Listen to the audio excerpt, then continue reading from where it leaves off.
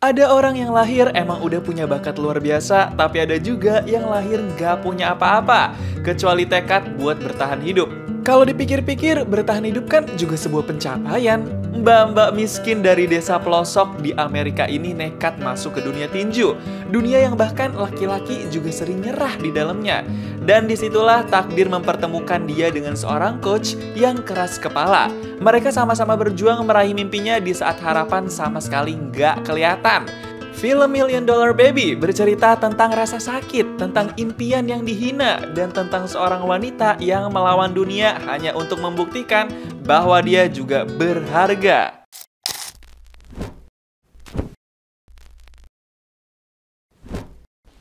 Di tahun 2000-an ada seorang pelatih tinju yang terkenal banget. Bukan cuma namanya yang besar, tapi anak didiknya juga banyak yang menang pertandingan tinju. Track recordnya nggak main-main lah. Pelatih tinju itu namanya Coach Frankie, diperanin sama Clint Eastwood. Habis ngedampingin anak didiknya tanding tinju, Coach Frankie udah disamperin aja nih sama petinju cewek. Tapi udah mbak-mbak gitu deh, namanya Maggie. Diperanin sama Hilary Swank. Tapi kita panggil aja Mbak Maggie. Mbak Maggie nih pengen minta Coach Frankie jadi pelatihnya buat pertandingan berikutnya. Tapi Coach Frankie nolak karena dia cuma mau ngelatih petinju cowok. Training me. I don't train girls. Maybe you should. You can see me fight, say I'm pretty tough. Mbak Maggie pede kalau dia tuh udah keren dan bakal makin jago kalau dilatih Coach Frankie. Tapi tetap aja ditolak mentah-mentah tuh sama si Coach. Tapi Mbak Maggie nggak nyerah gitu aja. Besoknya dia caper-caper dikit gitu sama Coach Frankie. Mbak Maggie latihan tinju sendiri di tempat pelatihannya Coach Frankie. Biar dilihat kan tuh skillnya kayak apa sih. Bukannya dapat hati Coach Frankie, Mbak Maggie malah ditolak mentah-mentah lagi. Ngomong-ngomong, Mbak Maggie ini sebelumnya cuma seorang pelayan di tempat makanan. Dia datang jauh-jauh dari kampung buat ngeraih mimpinya jadi petinju dan bisa dilatih sama Coach Frankie. Tapi masih belum ada sinyal dari Coach Frankie nih. Malah Coach Frankie sampai berniat buat ngusir Mbak Maggie dari tempat pelatihannya. Yes, now woman thinks I'm gonna throw away 6 months worth of dues just to get rid of her. She's out of her mind. But just don't encourage her, understand? Tapi malamnya, Pak Morgan alias teman Coach Frankie ngeliat Mbak Maggie masih semangat latihan tinju di tempatnya itu. Bayangin, dia latihan dari pagi sampai ke malam loh. Ngeliat Mbak Maggie latihan dari pagi sampai malam tapi pergerakannya nggak bener, Pak Morgan coba nunjukin deh cara tinju yang betul tuh kayak gimana. Sampai akhirnya baru diajarin bentar, Mbak Maggie langsung paham cara pergerakan tinju yang bener tuh kayak gimana. Gak cuma diajarin doang, Mbak Maggie juga dipinjemin speed bag sama Pak Morgan. Baik bener emang nih si bapak. Udah aja tuh si Mbak Maggie malam-malam tempat pelatihannya tutup, juga masih aja mau latihan. Kagak capek-capek apa dia ya? Besoknya Mbak Maggie latihan lagi di tempat pelatihan kayak biasa. Kali ini dia berhasil nyuri perhatian Coach Frankie.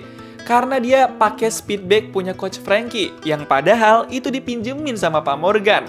Jadi ngobrol-ngobrol dah tuh mereka berdua, sampai yang tadinya Coach Frankie minta speed bagnya dibalikin, malah dikasih pinjem lagi ke Mbak Maggie. Just enjoy it, will you? I'll just borrow it till I buy my own. Sampai akhirnya setelah itu, Coach Frankie jadi lebih sering liatin Mbak Maggie latihan tinju di tempatnya. Wah, udah mulai tertarik nih kayaknya. Tapi yang bikin terharu, Mbak Maggie selama ini nabung buat beli speed bag sendiri. Dia sampai beli speed bag pakai duit recehan tuh. Gokil banget emang niatnya. Suatu waktu, Coach Frankie lagi main ke tempat pelatihan malam-malam buat ngobrol sama Pak Morgan. Tapi di sela-sela obrolan, Coach Frankie nggak sengaja dengar ada suara orang masih latihan tinju. Siapa lagi orang itu kalau bukan Mbak Maggie? Latihan sepanjang hari dia mah. Tapi nggak cuma ngeliatin, Coach Frankie juga ajak ngobrol Mbak Maggie. Mbak Maggie tiba-tiba ngomong kalau dia lagi ulang tahun yang ke-32. Dengan suasana hati yang lagi kesel di umur 32 karena hidupnya gitu-gitu aja, Mbak Maggie curhat ke Coach Frankie.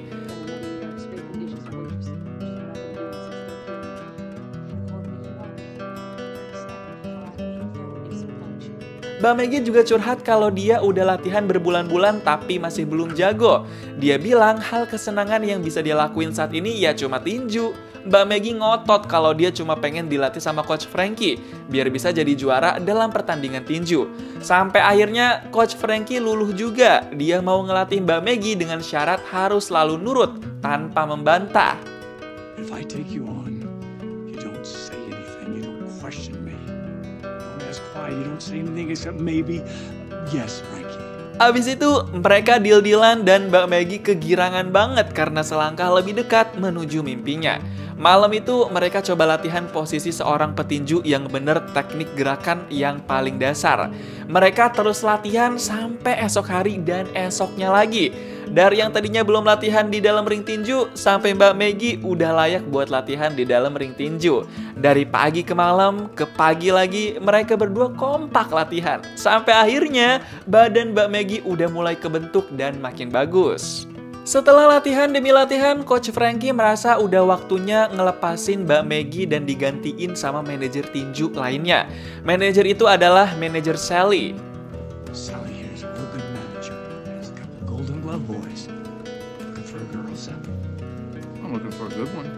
Mbak Maggie langsung shock pas tahu secepat itu Coach Frankie berhenti ngelatih dia dan dioper ke manajer tinju. Gak lama setelah itu, Mbak Maggie udah mulai nyoba tanding tinju di dalam ring. Pertandingan pertama Mbak Maggie kerasa nggak ada harapan sama sekali. Mbak Maggie kena serang terus sama lawan tandingnya. Di pertandingan itu, diam-diam Coach Frankie merhatiin pertandingan Mbak Maggie. Saking gregetnya, Coach Frankie sampai turun dari tribun ke deket ring tinju buat kasih arahan ke Mbak Maggie. Left hand. Quit dropping your left hand. Hey, Frank, mind if I talk to my fighter? Si manajer Sally nggak terima tuh Coach Frankie so-soan ngasih tahu ke Mbak Maggie. Malah dia nyinyir dan ngebuang Mbak Maggie ke Coach Frankie dong.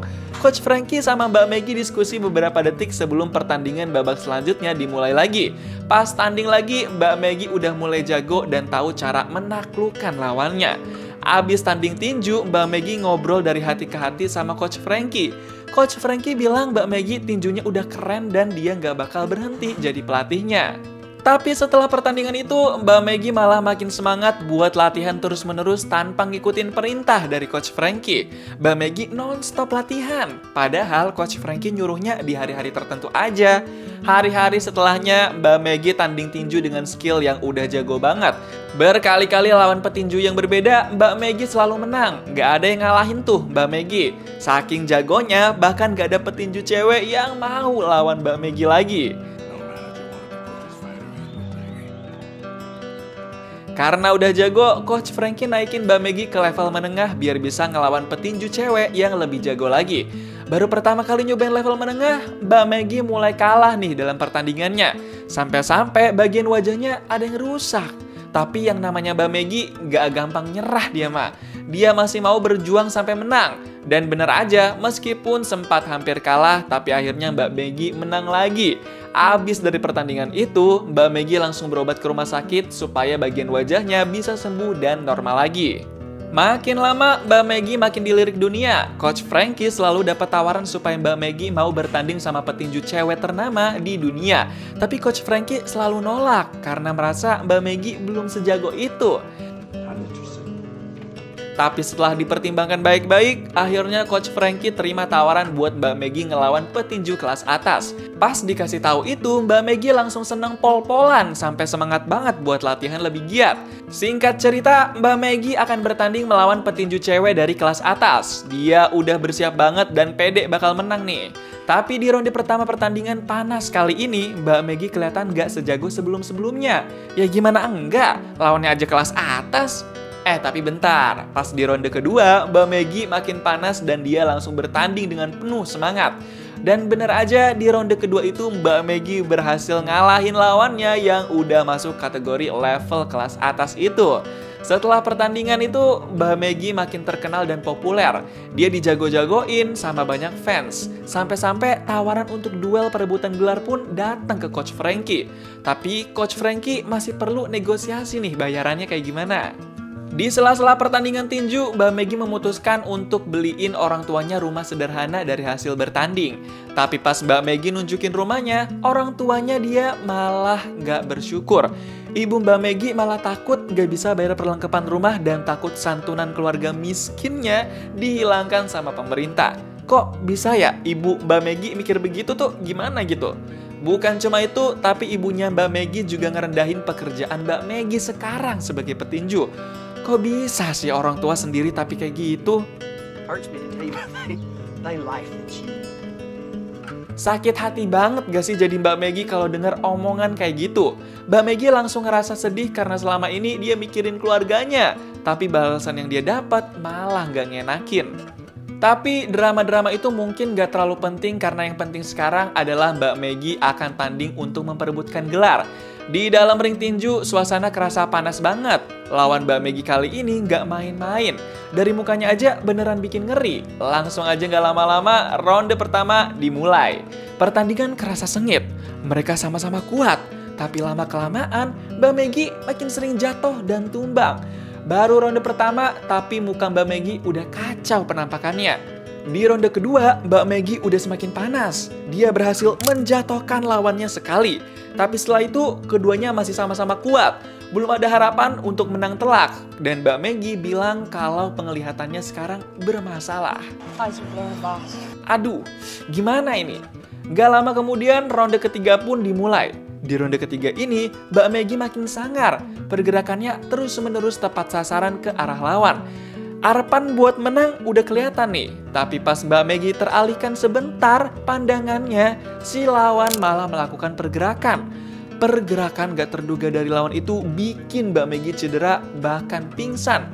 Mata Mbak Maggie menggelap dan pertandingan gak bisa dilanjutin. Besoknya Mbak Maggie baru sadarkan diri pas udah di rumah sakit. Lehernya kaku gak bisa bergerak. Bahkan untuk bernapas pun Mbak Maggie harus menggunakan selang. Sempat beberapa kali susah sadarkan diri, Mbak Maggie akhirnya bisa sadarkan diri sepenuhnya. Di saat itu, Mbak Maggie sedih banget karena kondisinya sangat buruk.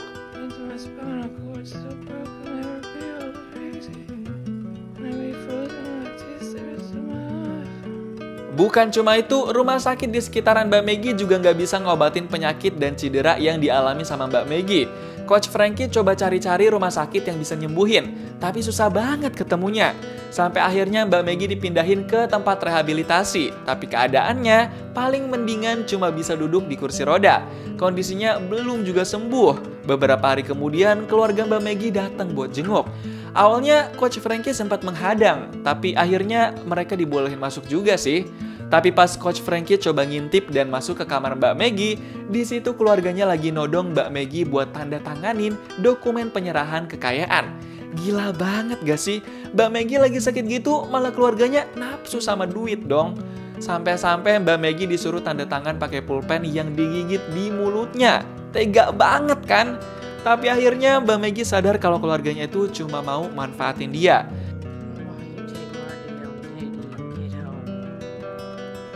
Saat itu juga Mbak Maggie emosi dan minta keluarganya keluar dari kamar dia. Hari-hari setelah itu Mbak Maggie fokus untuk pengobatannya, tapi udah berhari-hari kondisinya masih begitu-begitu aja. Mbak Maggie merasa udah mau nyerah banget. Dia sampai minta Coach Frankie buat putusin selang oksigennya supaya dia bisa istirahat selamanya dan gak sakit-sakitan lagi. Coach Frankie yang ngedenger Mbak Maggie memiliki niat itu merasa sangat terpukul gitu.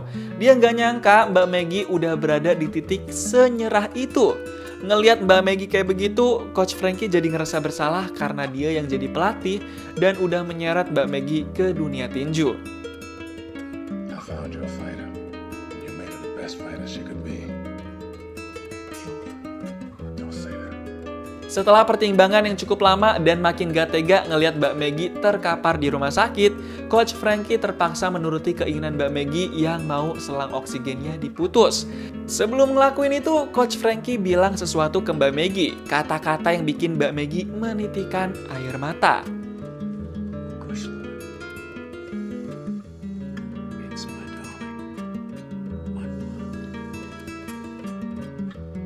Setelah itu, Mbak Maggie langsung tidak lagi sadarkan diri. Meskipun terpukul, Coach Frankie berusaha kuat dan tegar sebisa mungkin. Gak lama dari kejadian itu, Coach Frankie ngilang dari kehidupan dunia tinju. Dia udah gak terlihat lagi di hadapan siapapun. Dan kini, Mbak Maggie hanya tinggal nama dan kenangan. $1 Million Baby emang bukan tentang kemenangan di ring, tapi tentang keberanian menghadapi kekalahan terbesar di hidup itu sendiri. Kadang cinta sejati tidak datang dari orang yang memberi kita segalanya, tapi dari orang yang rela kehilangan segalanya demi melihat kita bebas. Gimana nih pendapat kamu tentang film $1 Million Baby?